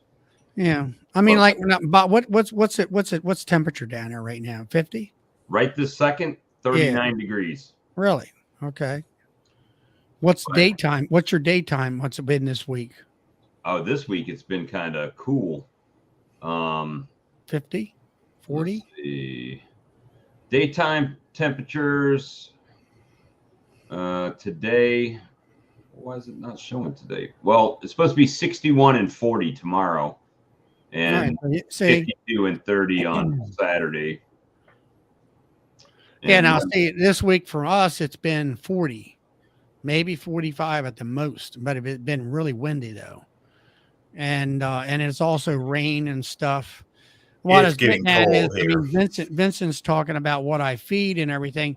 The way I feed for my area, where we get cold and it stays cold, right? And I mean, I was on a chat prior to coming on this one with a Zoom with another club that I belong to, and they're talking sugar bricks, they're talking fondant, and all these different things, and like I say, I mean, they're messing with their hives throughout the whole winter. I don't really mess with my hives. And the only thing I'm going to be doing is treating with oxalic acid vapor if it's 48 degrees. At least a couple times a month. If I can go every month, even January, I'll do that. But yeah, my girls should be good now, but I'll probably in next month, December, if there's a warmer day, I'll probably treat one more time. It can't hurt. Right. Better to be safe than sorry. Not treating could hurt, but treating it one extra time won't hurt at all. So that's my thing right now is I've got a lot of that 2-to-1 left. So I may go ahead and fill up their feeders again on the inside with the 2-to-1, just for the warmer days that the inside bees can get something. But otherwise, just gonna wait it out and see how it goes. Yeah, Spanky, what does ASMR mean? I don't understand what he's talking about. It's I'm going to venture out into the cold tomorrow. It's supposed to be nice and sunny. I'm going to check the fondant on my hives. Well, you're using the Hive Life fondant, right? Yeah. And that stuff's pretty expensive, isn't it? well, Nature's Image Farm was showing $6 a patty right now, so I don't know if Good that's for the bees. special price or what, but yeah, that's what I'm not using that currently, so Had to take it out today. Frozen. I keep it in the freezer, and it's kind of rock hard. So I wanted to get it thawed out and warmed up before I threw it in the hive tomorrow. right. Let's see.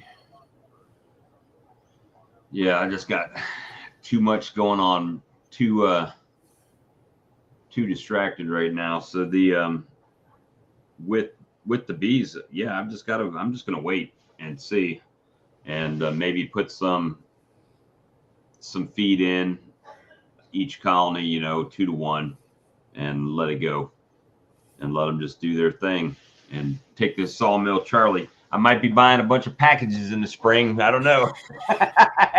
Yeah. Wintertime, all you can do is wait. Right.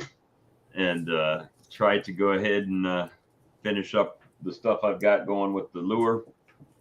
I did have a good chat with Terry Chapman from Guardian today, so there's a chance they may be carrying some swarm lure in the near future, and we'll just play it by ear. And maybe they don't, maybe they do. I don't know. We'll just wait and see. Well, I hope you get the naming figured out, and you get a good copyright on it. Well, I've got the name, and I searched the database, and the name was not in there. But my wife came up with some good names that I didn't use, like Swarm Wizard. That was one. She thought having a bee in a wizard outfit, and but I didn't use that one, so I'm staying along. Always listen to the wife. Yeah, it's not a bad name, but we'll see. 75 per case, $15 a patty. That's what Michael's saying.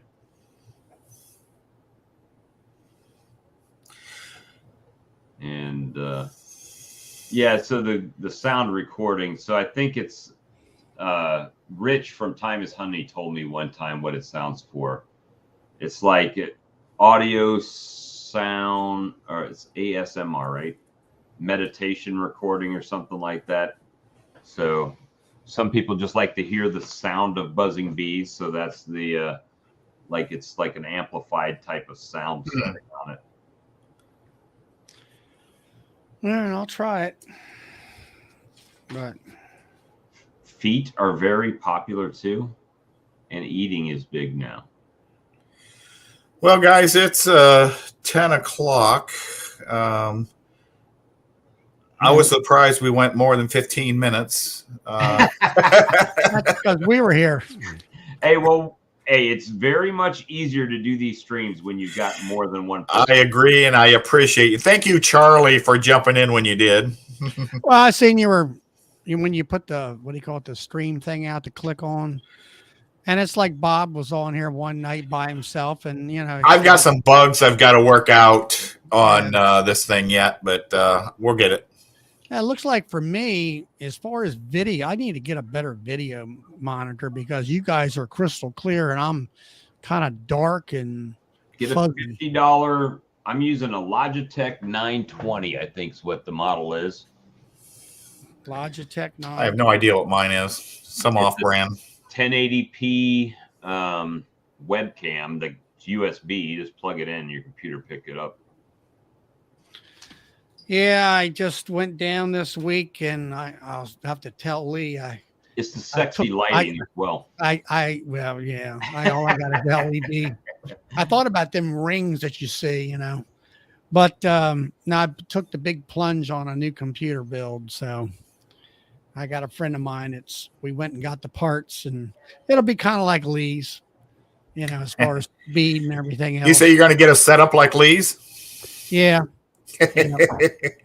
Yeah, I got a 32-inch monitor. And what it is, I have a friend of mine who works on my computers for me, and that's what he does for a living. And I gave him Lee emailed me a spec sheet that what he used or what he bought, and so he looked it over. He said, "Well, we need to bump the RAM up and do this, do that." And, well, guys, I'm going to go, and I need to take some NyQuil and see if I can't get a good night's sleep. See if I can't kick this thing. Couple shots of whiskey, man.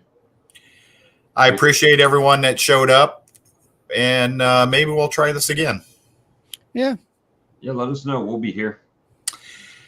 This is Southwest Ohio Bees. You folks have a fantastic day, evening, night, wherever you happen to be at.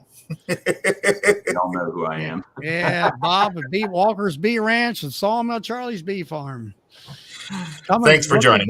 Come and look us up. Yeah. All right, guys. We'll see you later. Yep. Night, guys. You have a great night.